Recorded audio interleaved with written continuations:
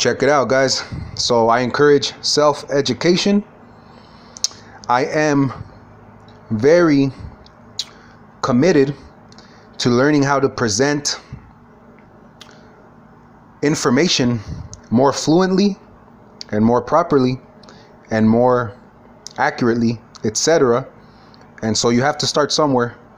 And so here we go. I'm going to explain to you what I understand that this visual representation of the abdominal aorta is showing.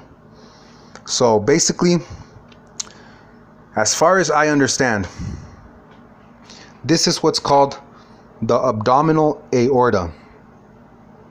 The abdominal aorta comes after the thoracic aorta. Okay, the thoracic aorta is connected to the arc and to the descending and ascending aorta, and that's connected directly to the heart. So from the heart, the aorta is ascending, it goes up, and then it curves, and that's the arc of the aorta, and then it starts descending, and that's the descending aorta, and then it goes into where is the number one right here. It goes into the thoracic aorta, and then it goes into the abdominal aorta. Okay, with that being said, our spine is made up of what is called vertebrae. The first 7 are called cervical vertebrae. The next 12 are called thoracic vertebrae. And the last 5 are called lumbar vertebrae. At T12 vertebrae, which is this dotted line right here where you see a 2, is the end of the thoracic aorta and the beginning of the abdominal aorta. This dotted line represents what is called the aortic hiatus, which is basically an opening in the diaphragm, as far as I understand, where the aorta, or the branch, the abdominal aorta and thoracic aorta, passes through. So the thoracic aorta passes through the aortic hiatus and becomes the abdominal aorta. Okay? So with that being said, that is at vertebrae T12. Okay? Directly inferior to the aortic hiatus are 2 lateral branches, which are called the phrenic arteries, which are these right here that say number 3. The phrenic arteries supply blood to the inferior part of the diaphragm, which is basically the muscle, I believe, that your lungs basically sit on. So these arteries are called phrenic arteries, and they rise and they go into the inferior surface of the diaphragm and supply it with blood, and they come off to the sides of the abdominal aorta, and so that means lateral, and they're pairs, that means there's 2. Okay, directly under that, slightly inferior and anterior, which means in front, there is an anterior branch called the celiac branch that arises at the upper level of L1 vertebrae. So at the upper level of L1 vertebrae, a branch comes out called the celiac branch, which also gives off its own branches, which is the left gastric, the splenic, and the common hepatic. Okay,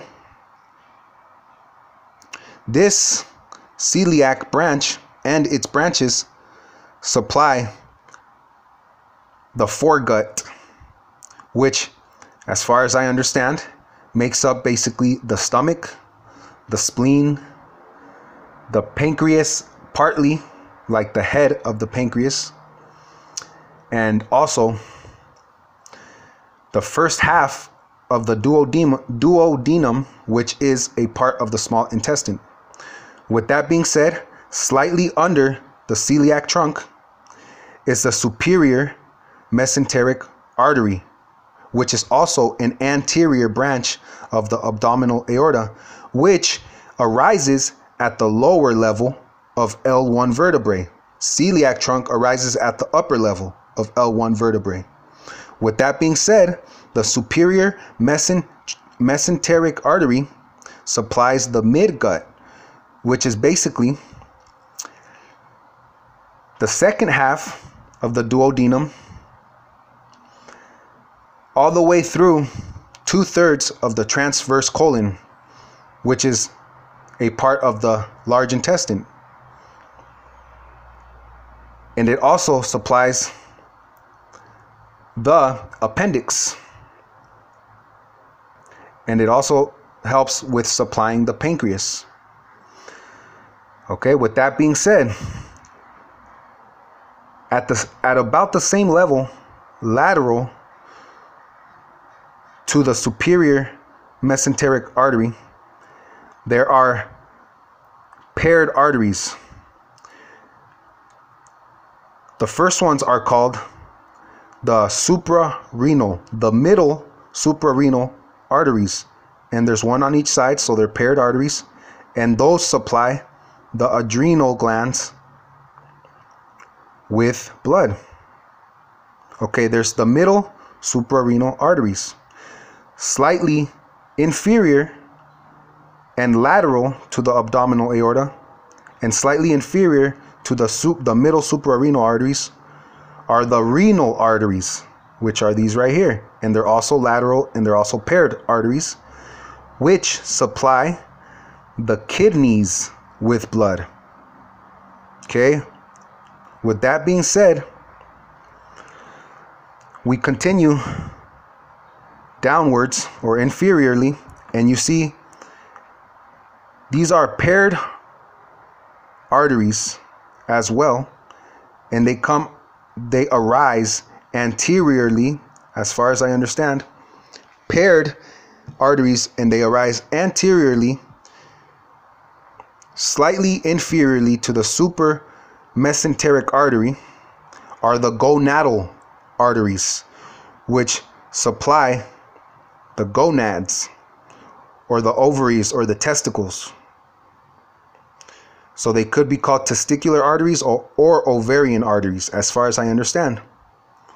Okay, so we continue downwards or inferiorly, and another anterior branch that arises at L3 vertebrae of the abdominal aorta anteriorly is the inferior mesenteric artery, which supplies the hindgut of the body, which is basically the last part of the transverse colon, the descending and sigmoid colon, and the rectum, as far as I understand. So the digestive system basically is supplied by the celiac trunk, the superior mesenteric, and the inferior mesenteric. Okay, these lateral branches that you see here, they're paired. Generally speaking, there's 4 pairs of lumbar arteries. That's what those are called. And those arteries right here, there's pairs. They supply the posterior abdominal wall and spine with blood. Okay, and those are posterior branches. That means they come up behind the abdominal aorta. Okay, with that being said, we move down here and another posterior branch, which is this one, which comes up right behind. You see this right here, this little vessel right there. It is attached right about there, more or less, behind the abdominal aorta. So it's a posterior branch of the abdominal aorta, and it's called the medial sacral branch, as far as I understand. So the medial sacral branch, and that supplies lumbar 4, lumbar 5, and then what's called the coccyx and what's called the sacrum, or in the right order, L4, L5, the sacrum, and then the coccyx. The coccyx is basically the little tailbone we have, so it goes all the way down, and that supplies that area of the spine and of the body.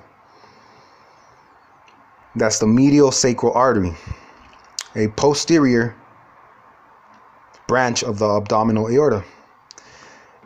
And so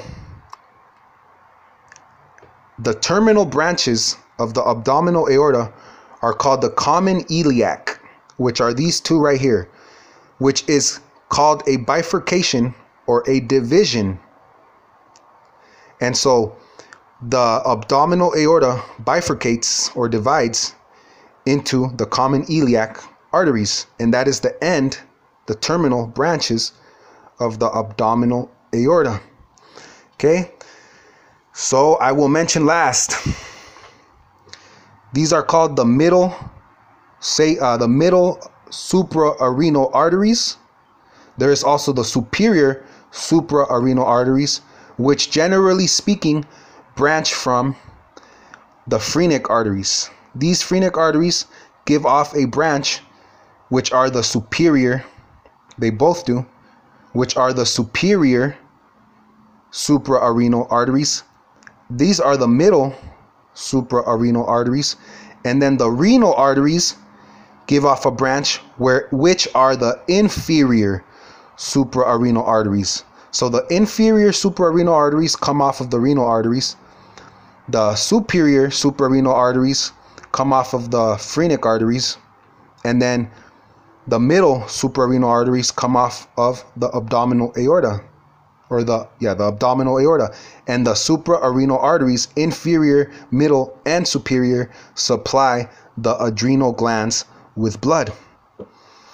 With that being said, this is a general understanding of how blood vessels arise or branch from the abdominal aorta. There seems to be slight changes from person to person, but generally speaking, and most commonly, as far as I understand, this is basically how the branches of the abdominal aorta arise. All right, guys. So thank you for listening.